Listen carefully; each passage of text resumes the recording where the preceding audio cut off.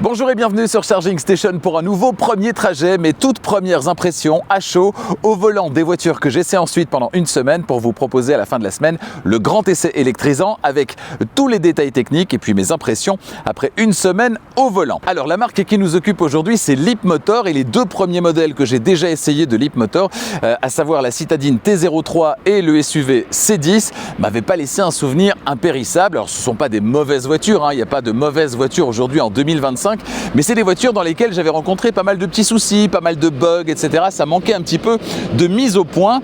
Qu'en est-il de celui qui se trouve derrière moi et qui se situe entre les deux, à savoir le SUV B10? Eh bien, on va le déterminer en partie dans ce premier trajet et puis évidemment dans le grand essai à la fin de la semaine. Bon, c'est parti, on va s'intéresser à l'extérieur, ensuite le coffre, les places arrière, les places avant et évidemment, vous vivrez avec moi ce tout premier trajet. On démarre avec l'extérieur.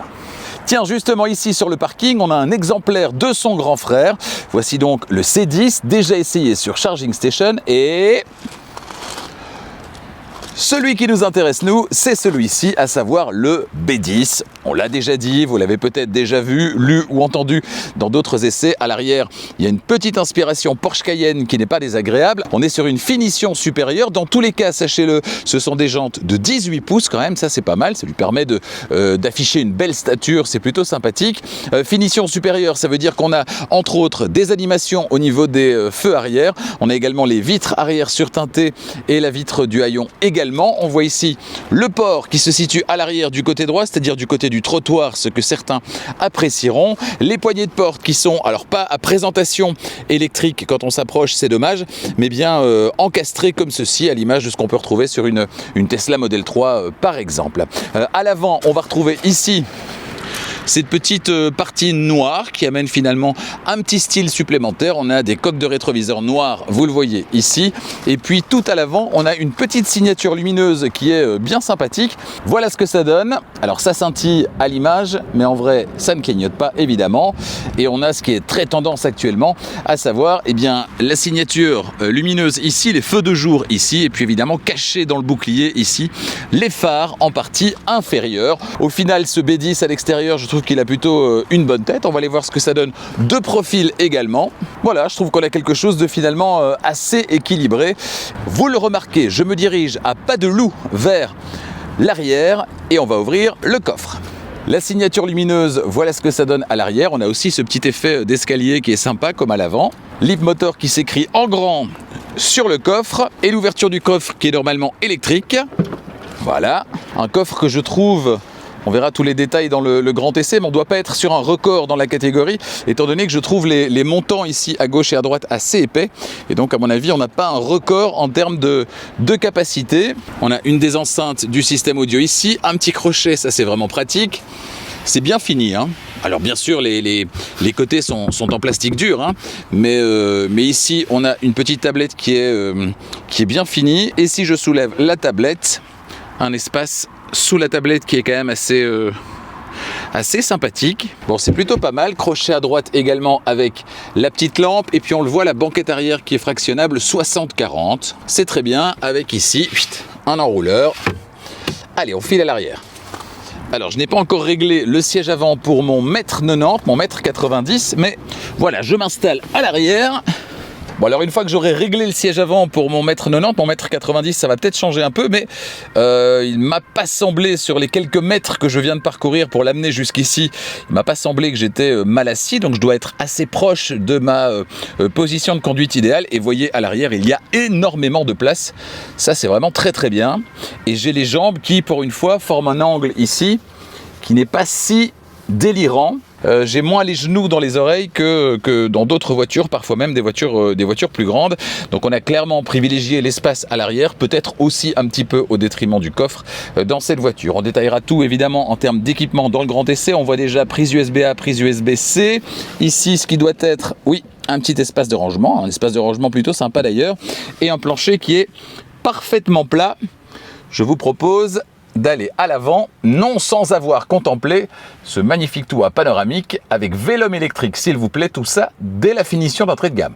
Alors avant de rentrer à l'avant, je viens de claquer la portière à l'arrière et il y a une impression de solidité quand même, il faut le dire. Écoutez ça, je ne sais pas si ça va bien passer au micro. Voilà, ça fait solide. J'ai envie de dire, das Auto.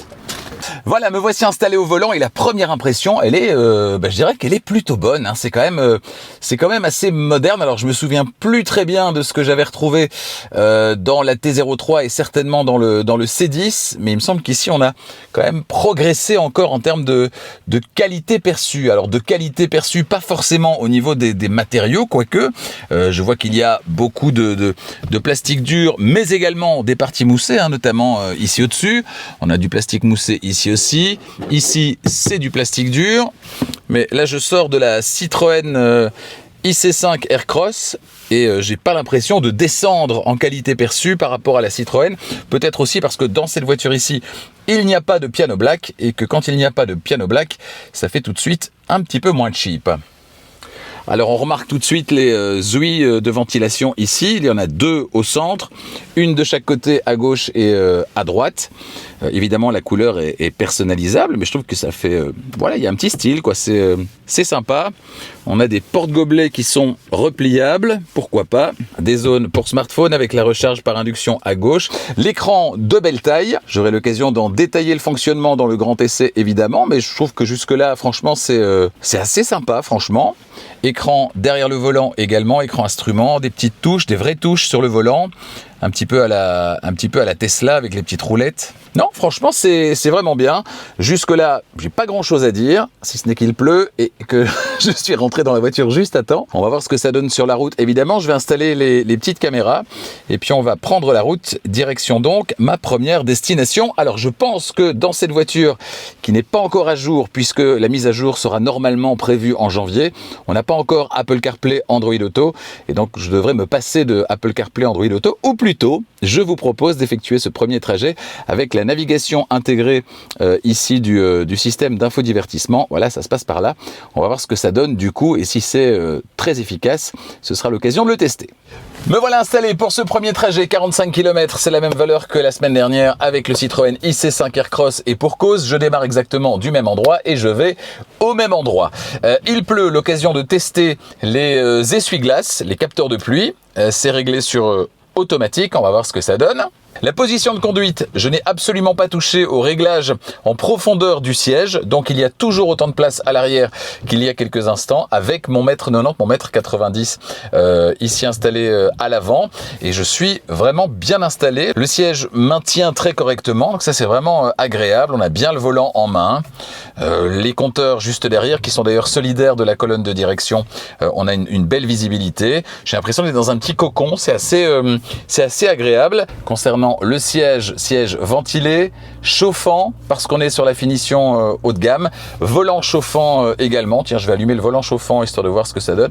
On a un petit visuel qui est sympa et on entend la pompe à chaleur qui fonctionne, pompe à chaleur qui est de série sur les deux finitions et ça, c'est pas partout qu'on y a droit, n'est-ce pas Citroën? Ici, on a les moyennes de consommation. Tiens, je vais réinitialiser la moyenne générale. Alors, je vous donne pour info ce qui est là. Distance parcourue 702 km, ça a duré 23h50 et la moyenne est à 16,8 kWh au 100, mais je ne sais pas durant ces 700 km comment la voiture a été conduite. Donc on va remettre ça à 0, réinitialiser, voilà. Les traductions m'ont l'air très correctes. Voilà, j'ai pas vu de choses énormes jusque-là. Ça m'a l'air très correct. Alors, mode d'accélération, confort, standard, sport. On va prendre standard. Freinage régénératif, on va le mettre sur fort. Mode de direction, on va mettre standard. Et les rétroviseurs, on va les régler ici. Rétroviseur de gauche, rétroviseur de droite. Voilà. Le volant, qu'est-ce qu'on peut faire sur le volant? Ah, on a une touche personnalisable sur le volant. Alors c'est là que je vais regretter certainement à un moment qu'on n'ait pas mis sur ces touches des fameux raccourcis vers le fait de pouvoir couper les bips en tout genre, bip de survitesse, attention du conducteur, franchissement de ligne, etc. Ce que fait très bien MG d'ailleurs, hein, si vous avez vu l'essai du MG S5 EV, on a un menu un peu à la My Safety Perso de Renault et de Dacia où on va tout régler comme on le souhaite, on valide et la fois suivante on rappelle juste ce menu et on a effectivement tous les réglages qui reviennent comme on les a enregistrés. Ça c'est vraiment super. Le seul petit bémol c'est qu'il faut encore aller dans l'écran. Ici on a une touche qui pourrait tout à fait servir à ça.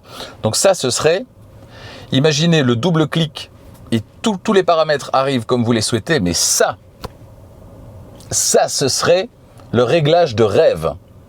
Et c'est juste de la programmation, la touche elle est là. Donc ça, ce serait génial. Alors, combien de réglages vais-je vouloir supprimer à l'issue de ce premier trajet? Autrement dit, combien de réglages ne sont pas forcément bien réglés?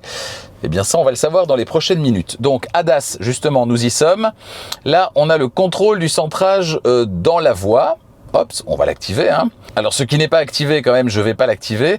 Par contre, je vais quand même garder contrôle de centrage dans la voie, aide intelligente à la vitesse, icône d'avertissement de dépassement de vitesse et alarme sonore de survitesse. Je vais juste supprimer l'alarme sonore de survitesse, je vais laisser l'icône d'avertissement et contrôle de limite de vitesse. Là, je vois pas bien ce que ça veut dire, contrôle de limite de vitesse. Comme j'ai déjà l'alarme sonore de survitesse, je vois pas bien la différence entre les deux, c'est pas bien grave. Sécurité active, franchissement de ligne, aide au maintien dans la voie. On va voir ce que ça donne, si c'est correctement paramétré ou pas. Bon, on va laisser tout ça comme ça. On va revenir sur l'écran par défaut. Je viens ici sur la navigation. Je vais prendre le petit menu qui vient du haut, tiens. Là, ça c'est pas mal. Je vois ISA, donc Intelligent Speed Assistant. Ça veut dire qu'ici, on a quand même quelque chose qu'on va pouvoir supprimer facilement. L'ISA et ADDW, ça doit être l'avertissement. Donc warning, c'est avertissement d'attention du conducteur. Donc là, si j'ai bien compris, j'ai ici directement accessible, swipe down et puis ici, glissement vers le bas. Et puis directement ici, l'avertissement de survitesse et l'avertissement d'attention du conducteur. On verra ce que ça donne, mais ça c'est très bien de les avoir à cet endroit. Je pense que chez Leapmotor, on a commencé à se rendre compte qu'il y a peut-être moyen d'amener des choses en matière d'ergonomie qui soient plus efficaces que ce qu'on avait auparavant. Ça, c'est vraiment bien. Je vais me rendre sur la route indiquée. Oula, le volant, il est vraiment chaud. Et ça fait plaisir. Moi, j'aime bien les volants qui chauffent vraiment. Comme chez Volvo, par exemple, ça chauffe très très fort. Chez Polestar aussi, d'ailleurs. Et la semaine dernière, sur le Citroën IC5 Aircross aussi. Alors, j'entends l'avertisseur piéton qui est un peu sonore, malheureusement. Ça, c'est peut-être un petit peu dommage. Voilà, c'est parti. Jusque-là, franchement, on est bien assis. Même moi qui suis grand, je suis bien soutenu au niveau des cuisses, alors que je n'ai pas la possibilité de relever l'avant de l'assise. Vous voyez ? Donc, là, elle vient d'activer automatiquement le chauffage des sièges. Voilà, petite prise d'initiative. Pourquoi pas ? Mais donc, pas de possibilité de relever l'avant de l'assise. Et pourtant, je me trouve bien installé. En fait, je lève le pied de l'accélérateur et ça ne ralentit pas tout de suite, mais ça finit quand même par ralentir à un moment donné. On va voir jusqu'où elle va, il n'y a personne derrière. Je pense que là, voilà, elle n'ira pas plus bas, 7 km/h. Voilà, 7 km/h, la voiture ne va pas plus bas, donc pas de conduite à une pédale. C'est pas la fin du monde, je sais que j'insiste toujours là-dessus, parce que moi je trouve ça super pratique. Après, si vous n'êtes pas fan de la conduite à une pédale, vous n'en aurez que faire. Et si vous pouvez vous en passer, c'est très bien aussi. Mais voilà, je trouve ça toujours dommage sur des véhicules qui ont aussi une vocation plutôt urbaine de se passer de conduite à une pédale. Parce que c'est quand même très très chouette. Mais je pense que pour moi, l'absence d'arrêt total dans la conduite à une pédale n'est plus quelque chose de rédhibitoire. Par contre, il me faudrait un ralentissement qui est plus puissant que celui-ci. Parce que celui-ci, il finit par être puissant, c'est le cas là, mais il faut passer par une phase où vous levez le pied de l'accélérateur, la voiture se maintient avant de commencer à ralentir et puis ralentir plus fort. Donc ça veut dire qu'il faut suranticiper si on veut ne pas utiliser le frein, ou pas tout le temps en tout cas. Là, sur la partie un petit peu dégradée sur laquelle on vient de rouler, bon, la voiture tressaute un petit peu, mais franchement, rien de rédhibitoire. Alors, ce sera sans doute pas la plus confortable sur route dégradée, mais ça reste très correct. C'est surtout les sièges, en fait, qui sont bien enveloppants. On se sent vraiment bien calé dans les sièges. Et c'est ça qui est très agréable. Là, elle vient de sonner, mais je ne sais pas pourquoi. Concernant les accélérations, c'est largement suffisant, en utilisation de tous les jours.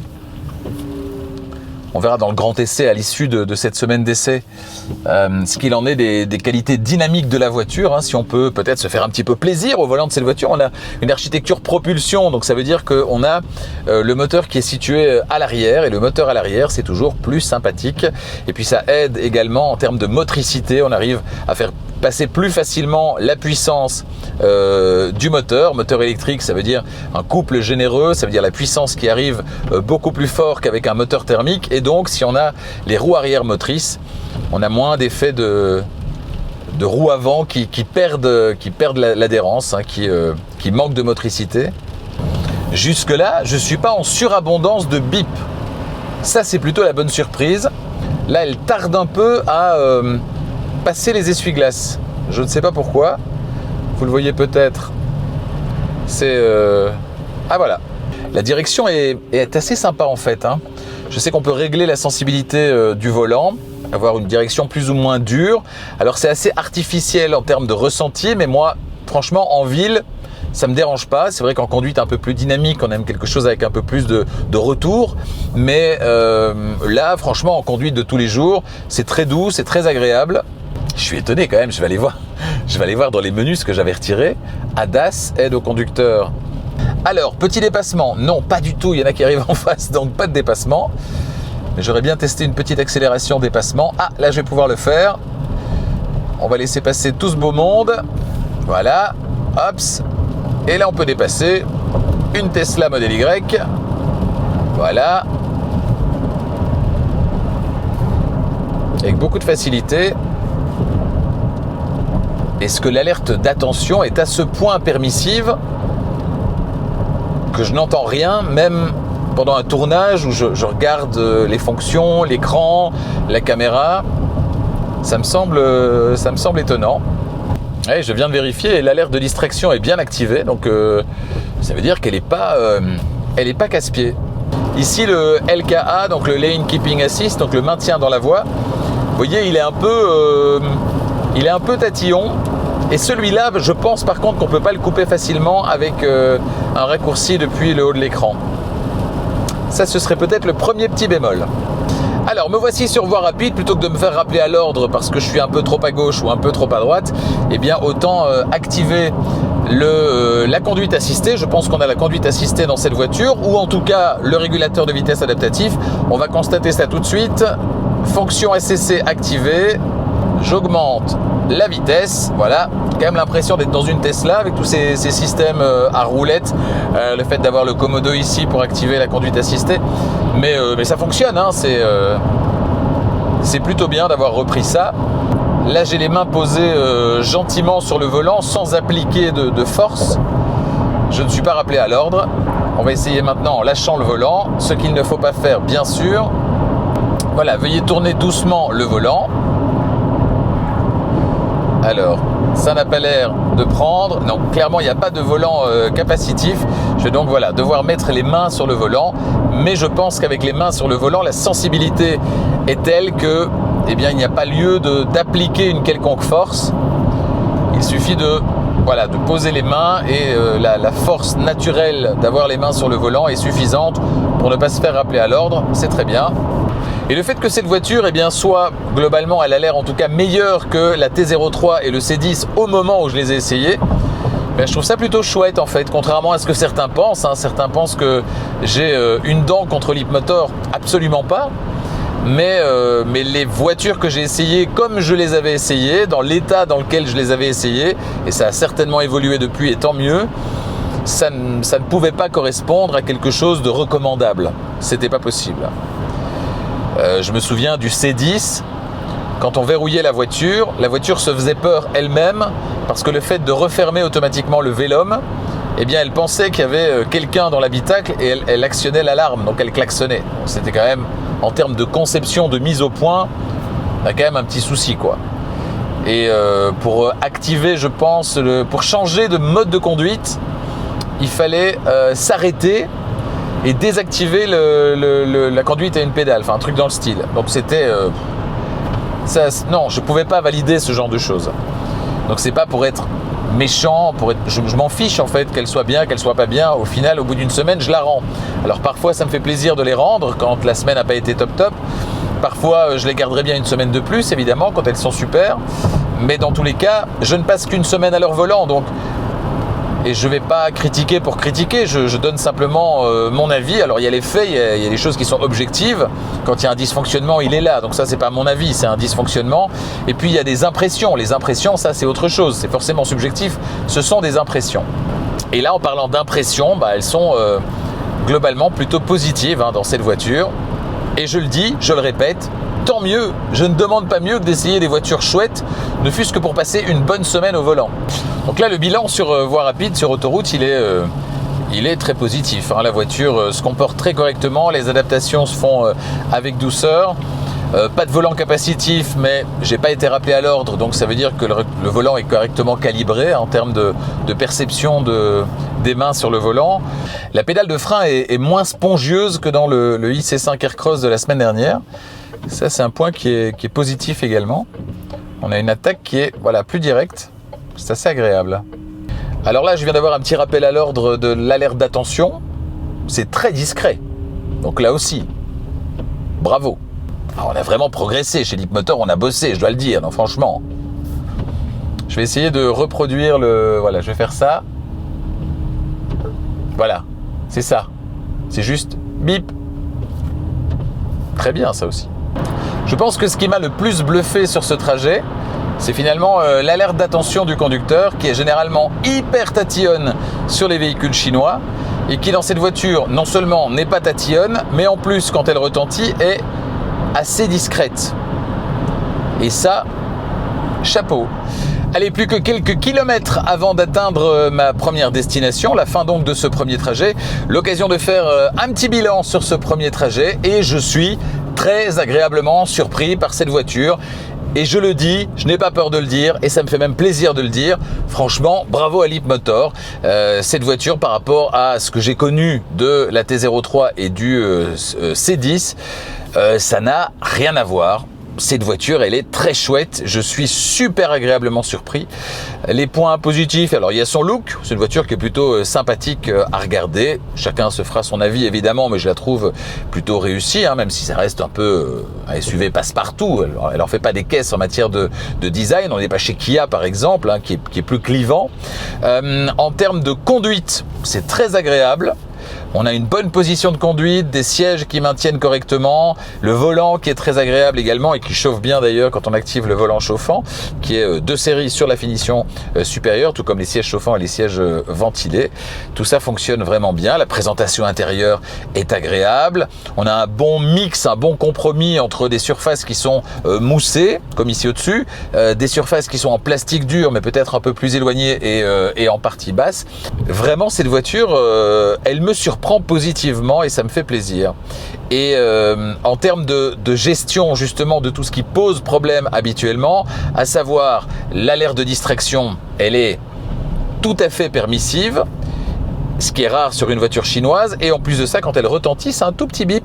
Et quand elle retentit, l'idée c'est de vous dire ok, ouais, là j'ai été distrait effectivement, et c'est exactement ce qu'elle fait. Quand vous entendez ce petit bip pas gênant, vous vous dites ouais, ok, là elle est permissive, mais là je suis allé un peu trop loin. Donc c'est exactement réglé comme ça doit l'être.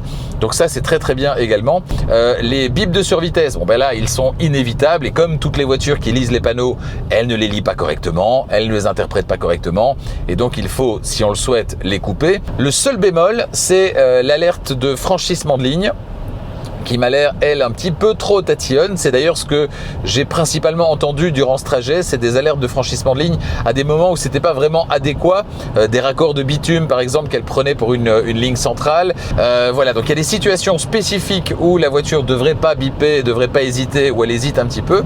Je dirais que c'est ce qui m'a le plus gêné sur ce premier trajet, c'est l'alerte de franchissement de ligne, qu'apparemment d'ailleurs on ne peut pas couper facilement parce qu'elle n'est pas dans le menu ici qui vient du haut. Le fait d'avoir mis ces deux choses ici dans le menu qui vient du haut, c'est très bien, parce que ça je vais certainement l'utiliser, le bip de survitesse, je vais vouloir le couper, donc ça c'est très bien de l'avoir mis là au-dessus. Je me demandais si cette semaine j'allais passer une bonne semaine, sachant que les deux essais précédents chez Leapmotor m'avaient pas laissé un super souvenir. Eh bien je pense que oui, ils apprennent très très vite. Et la voiture que j'ai ici entre les mains n'a rien à voir avec ce que j'ai essayé de Leapmotor auparavant. Donc je suis convaincu, franchement. Alors il y a encore des petites choses, je détaillerai tout ça dans le grand essai.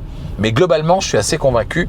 Hâte de vous en parler davantage dans le grand essai parce que cette voiture, et ça je peux déjà vous le dire, elle démarre sous la barre des 30 000 €, sous la barre des 30 000 francs en Suisse également.